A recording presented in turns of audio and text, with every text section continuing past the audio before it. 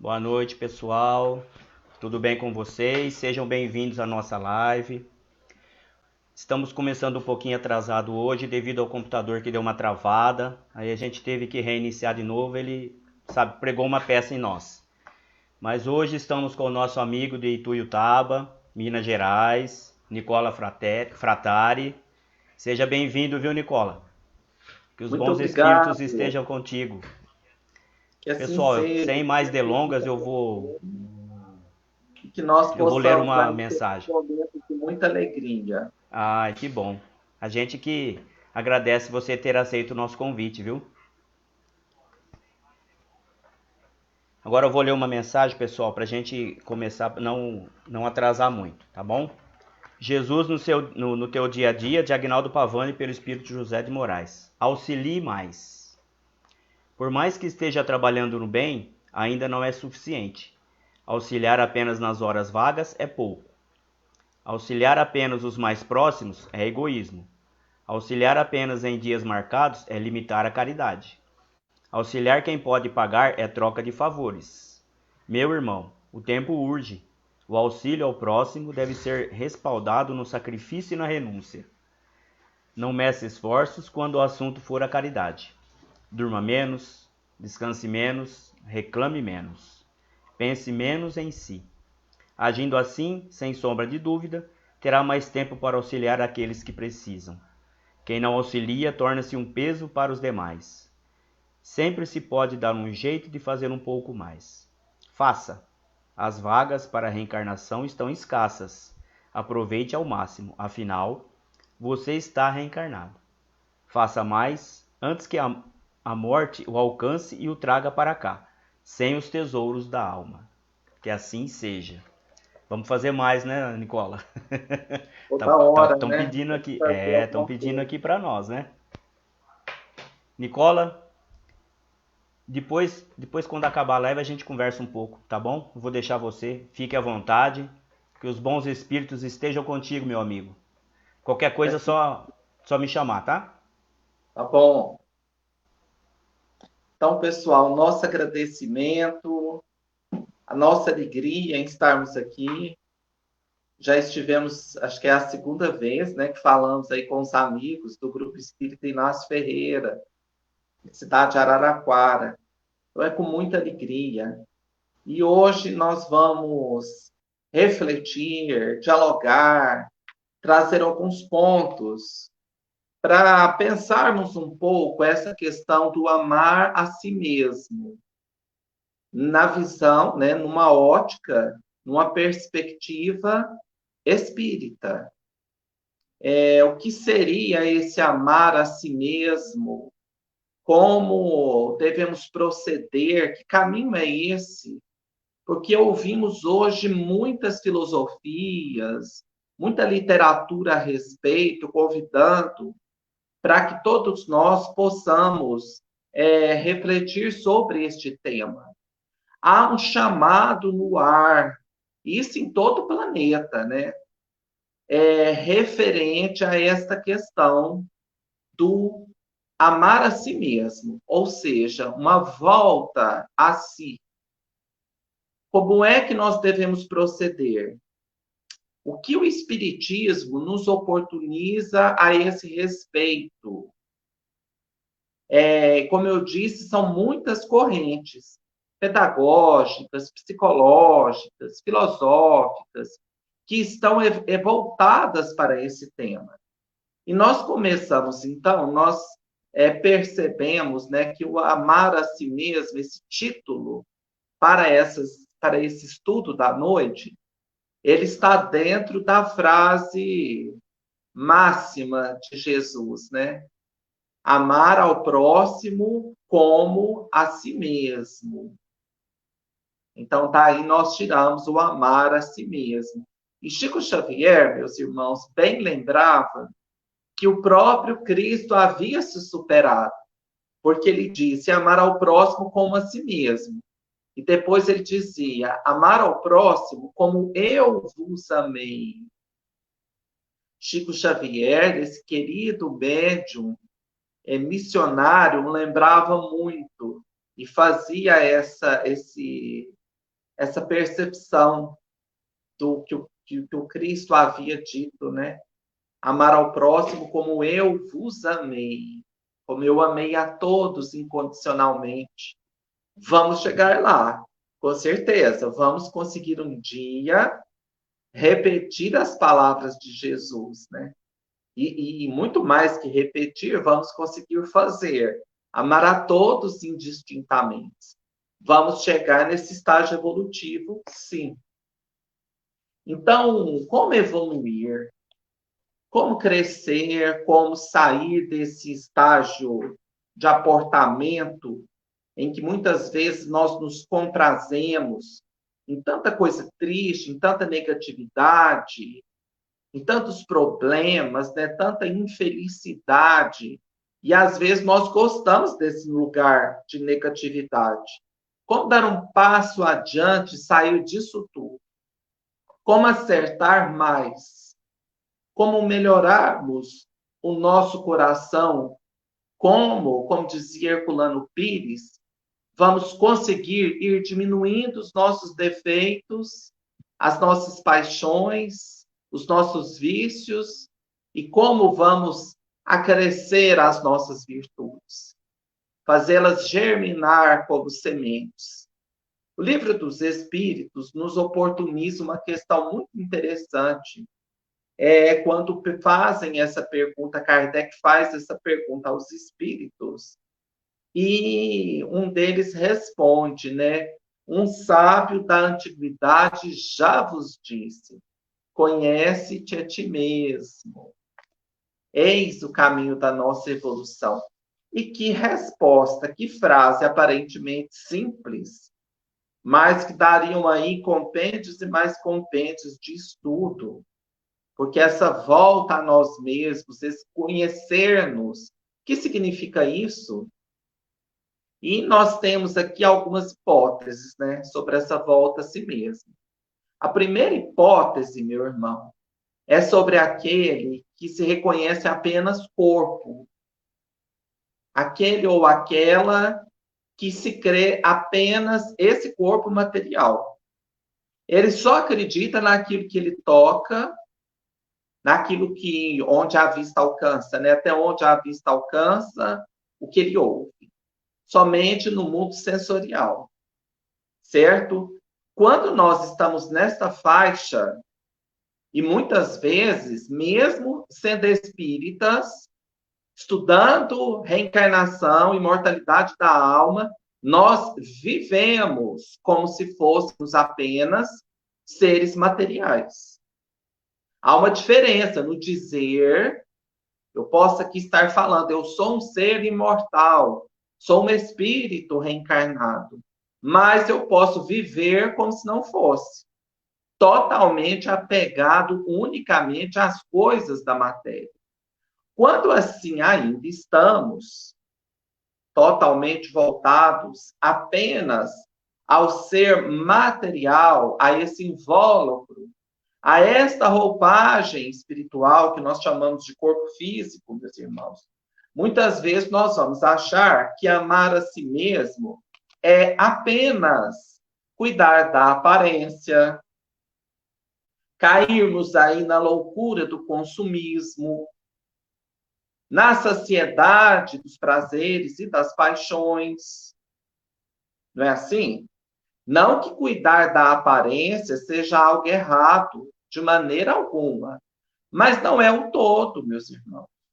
Quando nós acreditamos que gostar de nós mesmos, que cuidar de nós mesmos é apenas cuidar do corpo, nós vamos nos equiparar àquele viajante que se caiu do navio, se perdeu em alto mar, né, num bote, e ele tem toda a água do mundo à sua volta, mas ele não consegue saciar a sua sede, porque ele está no mar, né, na água salgada. E quando nós nos detemos apenas a cuidar do corpo, achando que isso é cuidar de nós mesmos, que somente isto basta para que possamos nos amar, nós vamos ser tal e qual esse viajor, vamos continuar sedentos. Não vamos atingir a nosso âmago. Porque somente o que é de bem material, somente isso, meus irmãos, não nos trazem felicidade ou a paz que almejamos. Não estou dizendo aqui de maneira alguma que não devemos lutar para adquirir os bens materiais, para termos uma condição de vida melhor, para termos conforto, darmos uma vida melhor aos nossos familiares. Não é isso. Nós não é também indo para o outro lado, né? Nos abstendo de todos os bens materiais e nos colocando ali como um verdadeiro pedinte, que nós vamos alcançar a felicidade e aprender a nos amar. Nem um extremo, nem o outro. O caminho é nos reconhecermos muito mais que o simples corpo que está à nossa volta. Outro ponto importante, quando nós começamos a raciocinar em cima dessa frase, do amar a si mesmo, sempre tem aquele, né? Ou a nossa própria consciência que vem nos dar aquela alfinetada dizendo que amar a si mesmo é um ato de egoísmo. A gente tem que ter muito cuidado para não cair nesta armadilha. Há pessoas que acham ainda, tem essa ideia ilusória, isso está mais para algo obsessivo, de que se ela se cuidar um pouco, ela está sendo egoísta. Eu já vi pessoas dizerem, eu não posso ter uma roupa bonita, mesmo que eu possa comprar, porque tem gente que não tem nada para cobrir o corpo. Então, eu tenho que ser um mendigo voluntário. Isso, meus irmãos, é a vaidade ao cubo. A pessoa quer chamar tanta atenção que ela acha, né, que se colocar dessa forma, ela vai chamar mais atenção ainda. Porque nessa atitude não há nada de humildade. Então, nós nos lembramos também de Chico Xavier. Certa vez ele estava saindo de uma noite de psicografia no grupo espírita da prece, e ele saindo com os amigos para ir até o carro que o levaria à sua casa, um irmão bêbado que estava ali pelas cercanias, pela rua, muito alcoolizado, um mendigo com um pão na mão, veio correndo, furou ali aquele cerco que os amigos faziam para proteger o amigo médium e se agarrou a Chico Xavier. Chico, como sempre, envolvido na sua humildade, tentava acalmar o irmão sem empurrá-lo, tentava com muita doçura, como era muito característico seu, fazer aquele irmão voltar a si, se afastar um pouco.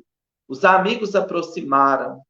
Então, aquele homem agarrado a Chico Xavier, mal cheiroso, muito sujo, com aquele pão todo babado, mordeu aquele pedaço de pão, tirou aquele pedaço da boca, cheio de baba, mastigado, e disse: Chico Xavier, se você realmente é humilde como você fala, coma esse pedaço de pão.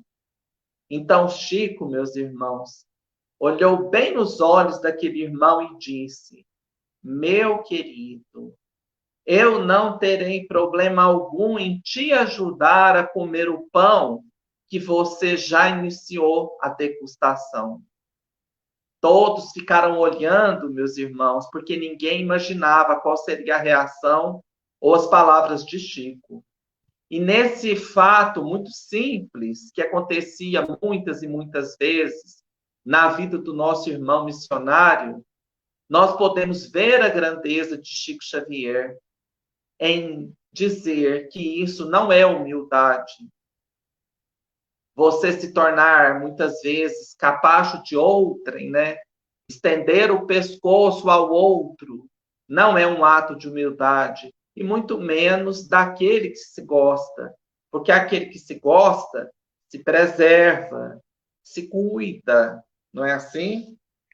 Então vamos agora para 5 tópicos, 5 pontos que nós retiramos embasados na codificação kardecista, em apontamentos dos queridos amigos Emmanuel, André Luiz, tantas e tantas mensagens para estudo e reflexão, que nem sei se conseguimos numa existência só, né, nos ater e ver tudo. Com certeza não. Mas nós retiramos 5 pontos de tantos outros mais que poderiam ser abordados, mas que nos possibilitam uma reflexão, uma volta a nós mesmos. E o primeiro deles, meus irmãos, que é um fato primordial na questão do amar a si mesmo, que é o honrar ao Criador e aos nossos pais. Aquele irmão que não reconhece Deus como Criador, vai ser difícil ele conseguir se amar. Nós temos que entender Deus na sua grandeza e na sua simplicidade ao mesmo tempo. Temos que entender, meus irmãos, que o Criador é aquele que nos deu a chama da vida. E por isso devemos estar eternamente gratos. Devemos nos postar cotidianamente gratos em atitude, a todo momento, porque recebemos o dom da vida pelo Criador. Foi Deus que nos criou, meus irmãos. Então, nesse caminho, somos todos iguais, somos todos irmãos. Em nosso planeta de provas e de expiação, nós temos a célula máter da família. A família corporal, onde podem se reunir espíritos simpáticos e espíritos da mesma forma não simpáticos. E para que possamos estar integrados, renascer na família, esse instituto da reencarnação, nós necessariamente precisaremos de um pai e de uma mãe. Agora, para a criação do nosso corpo físico, uma vez que os pais materiais não conseguem nos dar o dom do Espírito, da vida do Espírito. Este foi o Criador. Então, é necessário, meus irmãos, agradeçamos da mesma forma estes que nos possibilitaram o corpo para a reencarnação. Ah, mas meus pais me abandonaram. Ah, mas meus pais me sujigaram, me fizeram passar os piores momentos da minha vida. Mas eles nos deram a vida. Podem ser os piores malfeitores, meus irmãos, mas foi graças a eles que nós conseguimos estar aqui. E para a nossa reencarnação fazer sentido, é isso que necessitamos, estar aqui, para que possamos amadurecer enquanto espíritos, crescer, passarmos pelas provas que estão estipuladas em nosso projeto reencarnatório.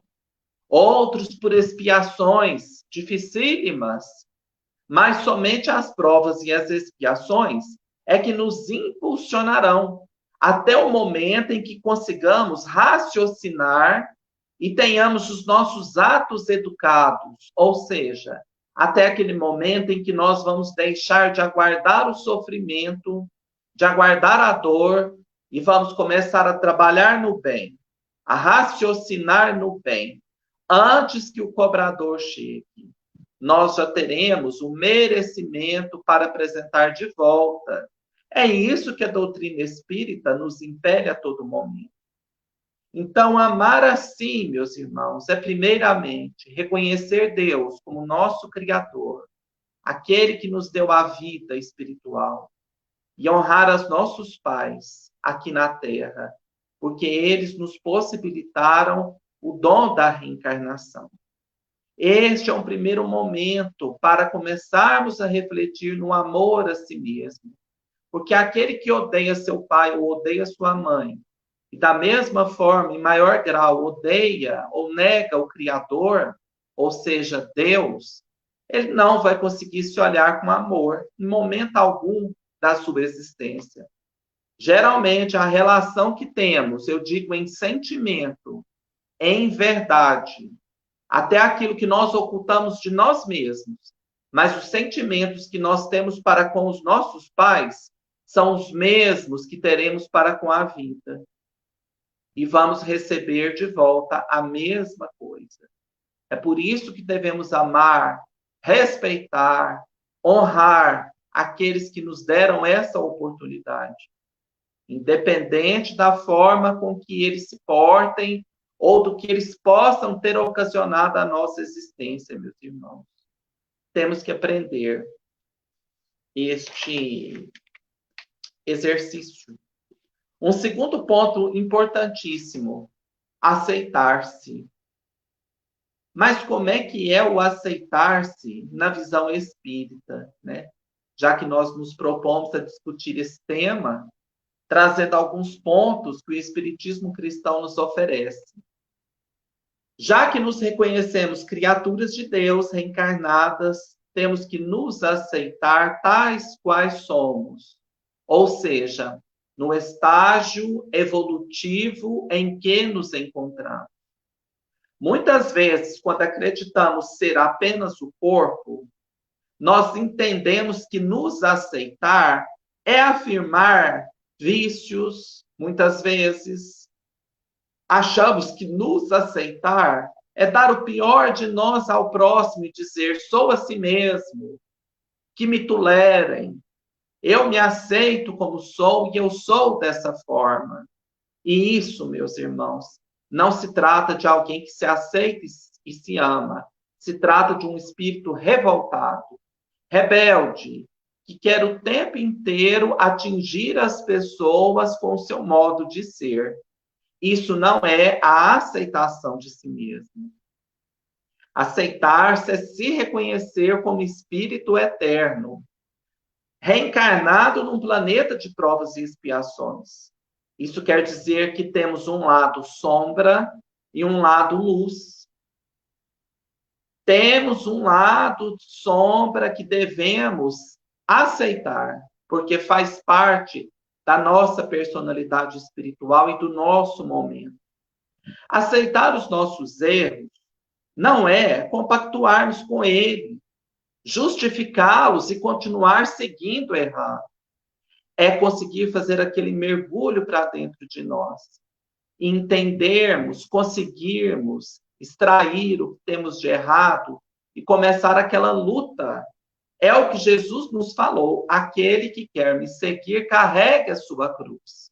A nossa cruz é o nosso lado sombra, são os nossos vícios, as nossas paixões, os nossos defeitos, que à medida que conseguimos olhar para eles, nós vamos conseguir ir minimizando para que as nossas virtudes possam ser trabalhadas e irem crescendo. Quanto mais nós dilatamos as nossas virtudes, mais conseguimos diminuir os erros. Agora podemos cair na armadilha também, que é aquela de nos dizermos perfeitos, de não nos olharmos por completo, em nossa totalidade, e apenas querermos enxergar os pontos ainda muito frágeis das nossas virtudes. Então, é aquele momento em que colocamos a máscara, né? Criamos uma persona de perfeição e passamos a agir muitas vezes, o tempo todo destacando o mal do nosso próximo, porque pensamos que com isso vamos encobrir o nosso mal. E não é dessa forma que nós vamos nos aceitar para começarmos o trabalho do amar a si próprio. É desta maneira, meus irmãos, nos reconhecendo seres frágeis, seres que possam cair, e a cada momento em que anotarmos um grau de dificuldade, buscarmos incessantemente a melhoria daquilo que ainda nos oprime, e não ocultar, fingir que não temos nenhum tipo de defeito ou problema, né? Geralmente, quando nós entramos na casa, quando conhecemos o Espiritismo, a gente diz, né, quando entramos para o Espiritismo, tudo que ouvimos, tudo que estudamos, a gente diz na hora, né? Nossa, esse evangelho da noite é para o fulano, né? Lemos um livro espírita, está lá falando sobre o perdão. Primeira coisa que a gente diz, esse livro é para minha mãe, ela que precisa perdoar. Vamos assistir a uma palestra, o orador da noite fala sobre humildade. E na hora a gente lembra, nossa, minha esposa tinha que estar aqui. Ela que deveria estudar e aprender a ser humilde. Ou seja, nós projetamos no outro, enquanto nós não conseguimos nos olhar no grande espelho da realidade. Então, o aceitar-se é aceitar-se como espírito imortal, entendendo a faixa evolutiva em que nós estamos. A partir daí, nos amando como somos, vamos conseguir dar um passo adiante à luz da reencarnação. Outro ponto interessante, então, é quando nós percebemos, né, quando nós conseguimos nos olhar dessa forma, é como deve ser o nosso olhar, então, para com as nossas mazelas. Como olhar, meus irmãos, as nossas próprias feridas, já que nós não podemos escondê-las, fingir que não a temos, como deve ser esse olhar de nós para conosco mesmo? Então, entra um terceiro ponto para a nossa reflexão, que é o da misericórdia, o da compaixão que devemos ter para conosco mesmo. Como podemos exercitar a compaixão? Exercendo-a para com os outros. Exercendo a compaixão e a misericórdia o tempo todo para com os outros. De que servirá um julgamento àquele que está errando, meus irmãos? O que isso vai acrescer na vida do outro? Nada. Nada, nada, nada. Porque o julgamento, quando o outro erra, será da sua consciência para com Deus. Nós não estaremos lá no momento de acerto daquele espírito. Nós estaremos no momento do nosso acerto, da nossa consciência. Então, é uma recíproca, olhar o outro com misericórdia, com compaixão, e olhar-se também. Aí nós vamos conseguir começar a nos olhar com compaixão. Repito, não vamos cair na armadilha novamente, de achar que nos olharmos com compaixão é mascarar os nossos erros, né? Passar a mão. Não é isso. Vamos entender, então, que a misericórdia é a compaixão suscitada pela miséria alheia, é a indulgência, é o grito de quem pede por piedade. E o lado contrário da compaixão e da misericórdia, nós já estamos, meus irmãos, muitas vezes aplicando a nós mesmos, que são os processos de vitimação, a autopiedade e a punição. Então, aquela pessoa que não é misericordiosa com si, aquele que não se dá a mão, que não se protege, ele cai nos processos de vitimização. A vítima não é aquele que quer amigos para caminhar. A vítima quer aqueles aliados, né? Aqueles que vão sustentar aquela falsa ideia em que ela se encontra. Ela quer comparsas. Então, a gente não sai daquele ponto, né? Ficamos ali mergulhados naquilo. É a autopiedade que a gente chama, né? A dó de si mesmo. E caímos fatalmente nos processos de punição, que é a grande porta aberta aos processos de obsessão. Toda obsessão, meus irmãos, começa na autopunição. É a porta aberta. É o remorso instaurado. E devemos fugir do remorso. Devemos ter compaixão de nós mesmos, das nossas quedas, ressignificar nossos erros, porque só assim vamos poder passar para a lei do acerto. Vamos poder consertar aquilo que estragamos, né? Usando uma frase aí bem popular. E o quarto ponto, perdoar-se. O auto-perdão. Ele é primordial a nós. Todos os dias, se pudermos, devemos fazer uma oração do auto-perdão, meus irmãos. Nos auto-perdoando o tempo todo. Porque é no auto-perdão que nós vamos conseguir ter esse olhar de refazimento, esse olhar de amor para nós mesmos. E só nos acolhendo dessa forma é que vamos conseguir dar os passos para o acerto, para a melhoria, para quitarmos os débitos que temos de vidas passadas e destas mesmas. Porque o remorso, a punição, é o contrário, nos aprisiona, nos amarra as pernas e nós não conseguimos caminhar para além do acerto. Ficamos estacionados, abrimos portas para a obsessão. Então, acho que deu para entender a diferença desses pontos tão fundamentais para a nossa existência. Seguido do remorso, porque quando erramos e quando olhamos e enxergamos aquele erro, a gente cai no remorso. É a primeira coisa que vem ali na nossa alma, né? É o remorso. Mas nós não devemos nos demorar nesse momento. Porque senão corremos o risco de ficar, às vezes, séculos presos apenas ao remorso daquilo que fizemos e não conseguimos acertar em nada.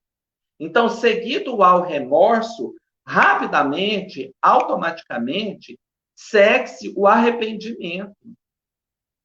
Meu Deus, por que foi que eu fiz isso? Eu errei porque eu não sabia que estava errando.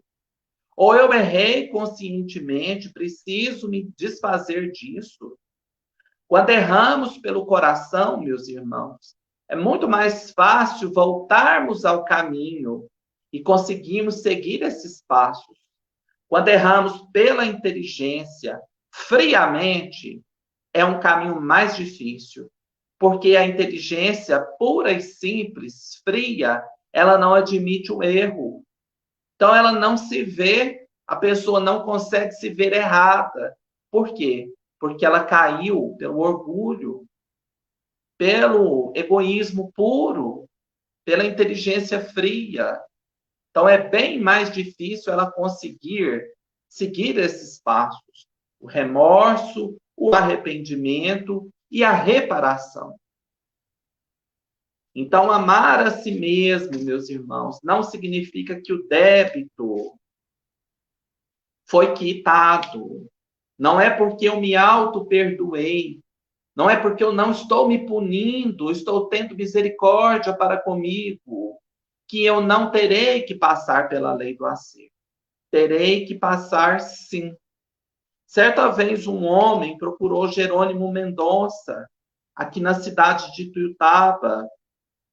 Viajou a noite inteira para chegar a Ituiutaba pela manhã e foi logo para a casa de Jerônimo Mendonça. Sozinho ele ele confessou um crime. Ele havia matado a esposa há algum tempo e ninguém descobriu o verdadeiro assassino. O caso foi dado como esquecido pela polícia e ele nunca teve implicações alguma com a lei. Mas, meus irmãos, o arrependimento, o remorso corroía profundamente. E ele então pensou, na sua ignorância, que deveria perpetuar a autopunição. Se ele tinha cometido crime, ele tinha que fazer um crime com ele também.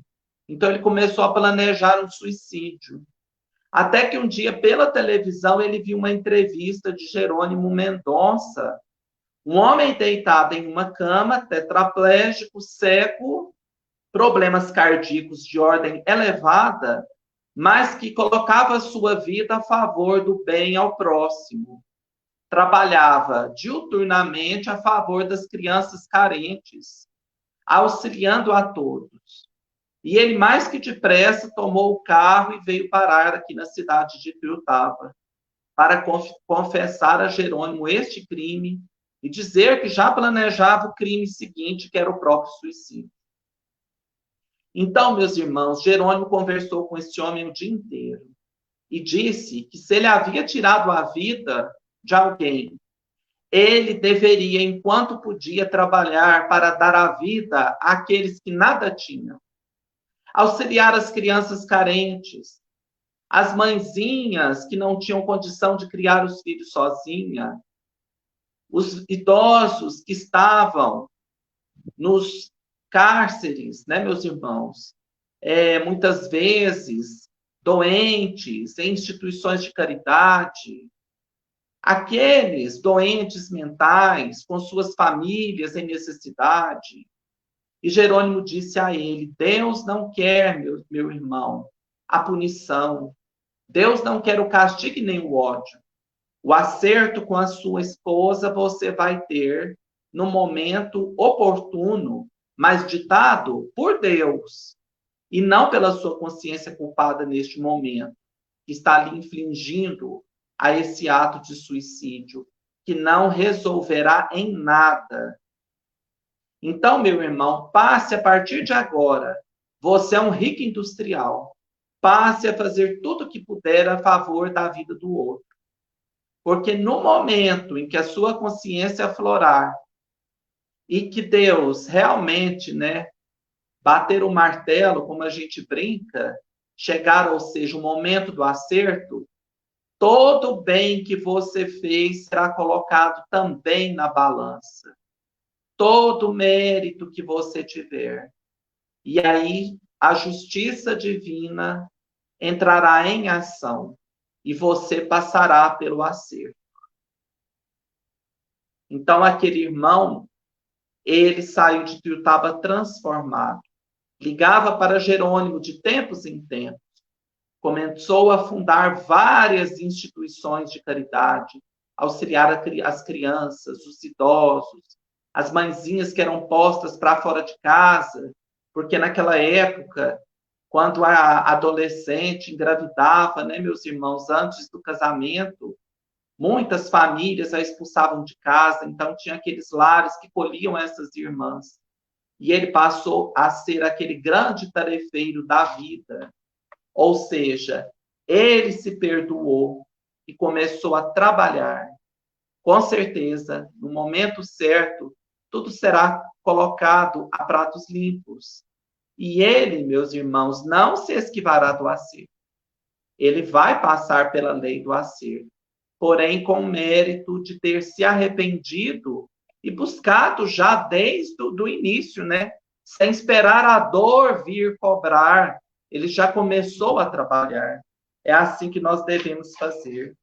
Então, confessar os nossos erros, a oração, é um ato importantíssimo, porque quando nós confessamos a Deus em nossas orações os nossos erros, o ouvido próprio, nosso próprio ouvido está aqui ouvindo tudo, e a gente automaticamente já começa a reformular a nossa existência a favor de ressignificar aquilo que erramos e de caminharmos para a lei da ação e da reação, ou seja, a lei do acerto que vem sempre com a misericórdia divina. E o último tópico que nós gostaríamos de lembrar vamos lá então, né? Primeiro, agradecermos e nos sentirmos gratos como filhos de Deus, né? Honrarmos os nossos pais, aceitarmos-nos como espíritos eternos, misto de sombra e luz a caminho do acerto. Ter piedade e misericórdia dos nossos erros, para que possamos, assim, chegarmos ao alto perdão que nos liberta e nos coloca a trabalhar em função do outro para chegarmos a Jesus, né? A ponte para a nossa caminhada é o outro. Aquele ser que acha que deve evoluir sozinho, sem o contato de ninguém, meus irmãos, ele não dá um passo do lugar em que se encontra, porque a única forma de evoluirmos está no contato com o outro, nas relações de todas as formas, com colega de trabalho, com vizinho, com cônjuge, os filhos, os pais, os avós. É assim que vamos amadurecendo com as circunstâncias que nos surgem. Então, temos que nos integrar ao mundo. Como, meus irmãos? Trabalhando. Fora da caridade não há salvação. Somos co-criadores do mundo junto com Jesus. Então, devemos trabalhar em todos os sentidos. Para o nosso ganha-pão material. Essa é a regra básica que temos que ter. E o trabalho na caridade material, na caridade espiritual, é a forma que temos para nos unir. Certa vez estávamos presentes em um trabalho de desobsessão, que é o trabalho mediúnico para ajudar os irmãos sofredores, que do lado de lá muitas vezes perambulam, e presenciamos um fato muito bonito. Um espírito que havia sido mãe de uma das irmãs componentes da mesa de trabalho, de uma das médiuns. Ele incorporou-se, né, em um outro médium e teve um diálogo muito bonito com a filha que estava ali ouvindo. E em determinado momento, aquela mãe, no plano espiritual, disse, por intermédio do médium, à sua filha: minha filha, se quisermos estar sempre juntas, devemos trabalhar no bem. Toda vez que estivermos trabalhando no bem, fazendo a caridade de todas as formas, nós estaremos juntas e unidas. O dia em que uma de nós duas deixar de fazer o bem, de trabalhar na caridade, nós não mais nos reencontraremos. Então, foi um depoimento muito bonito, meus irmãos. As possibilidades do trabalho em nossa vida são fantásticas. Nós permanecemos unidos àqueles seres aos quais tanto amamos. Chico Xavier disse certa vez, a única vez que ele esteve em visita aqui na cidade de Ituiutaba, Minas Gerais, foi em 1971. E Chico disse na sua palestra com os amigos que, meus irmãos, a periferia, os bairros distantes onde o sofrimento ainda é uma tônica, a fome, a doença, estão ali estampados, meus irmãos. A mortalidade infantil naquela época, que ainda era uma realidade. E ele disse, é justamente nesses lugares os portais de entrada para os espíritos de luz que visitam a cidade de vocês. Quem quer a companhia dos espíritos iluminados, dos espíritos bons, procure o irmão infeliz na dor, na periferia da cidade, e lá vocês estarão na companhia dos bons, dos justos. Para encerrar, meus irmãos, nós nos lembramos de uma frase do nosso querido Chico Xavier também, que diz o seguinte: achamos que estamos em Paris, que estamos dentro de mansões e carros de luxo, mas, na verdade, nós estamos dentro de um corpo. Isso foi uma frase dita por Chico Xavier, meus irmãos. Nós estamos dentro de um corpo, ou seja, somos espíritos. Devemos nos entender como espíritos, estudar o espiritismo para nos compreendermos e aprendermos a nos amar verdadeiramente. No contato com o próximo, vamos encontrar esse caminho maravilhoso, meus irmãos. Então, são alguns apontamentos que nós trouxemos aqui para a nossa reflexão. São breves momentos mas que oportunizam, né? Um pensar, um ponto aí na nossa existência, para refletirmos nas nossas atitudes e buscarmos ter esse amor, né? É algo que não pode se desvencilhar. Quanto mais nos amamos, mais amamos o próximo. Quanto mais amamos ao próximo, mais nos amamos. Por quê, meus irmãos? Porque somos todos irmãos. Somos todos, na verdade, estamos em uníssono, né? Na criação divina. Que Jesus nos abençoe. Nós agradecemos aos amigos. E como Jerônimo Mendonça falava muito, né? Obrigado pela caridade de nos ouvir. E nós agradecemos aos amigos. Voltamos a palavra aí para o nosso irmão. Ô, Nicola, que palestra maravilhosa, belos ensinamentos. A turma gostou, a turma tá fazendo muito comentário. É assim mesmo, a gente tem que, eu acho primeiramente a gente tem que se gostar para poder, com o nosso amor aí, a gente se gostando, poder gostar mais dos nossos irmãos, né? Poder fazer mais a caridade. Quando vê alguém que está precisando de um abraço, apesar que hoje em dia não pode, a gente não pode fazer isso por causa da pandemia. Mas eu também, eu adoro, cara, adoro abraçar, eu adoro, sabe, dar a mão. Eu costumo fazer sempre isso quando a nossa casa está aberta. Mas como está fechada agora, a gente tem que ficar só às vezes no toquinho. Mas que bom, cara, que bom. Adoramos a sua palestra, cara. Que noite maravilhosa. Muito Que obrigado. bom. Obrigado. Então, pessoal, vamos encerrar essa noite de hoje. Amanhã, pessoal, não se esqueçam, tem outra palestra de um trabalhador nosso da casa. Ele vai falar sobre... Bom, eu não vou adiantar o tema não, porque vocês já devem saber. Tá bom? Sobre cura espiritual. Vai ser muito boa a palestra. Amanhã, às 8 horas. Fiquem com a gente. Nicola, que Deus te abençoe. Continue Obrigado. iluminando os seus caminhos sempre, cara. Muito obrigado, viu? E mais vezes você vai ter que voltar aqui, viu? Porque agora já virou Estamos freguês. firmes. Estamos Obrigado, firmes. viu? Boa noite. Obrigado. Fiquem todos com Deus, viu? Um abraço a todos. Até amanhã, se Deus quiser. Tchau, tchau. Tchau.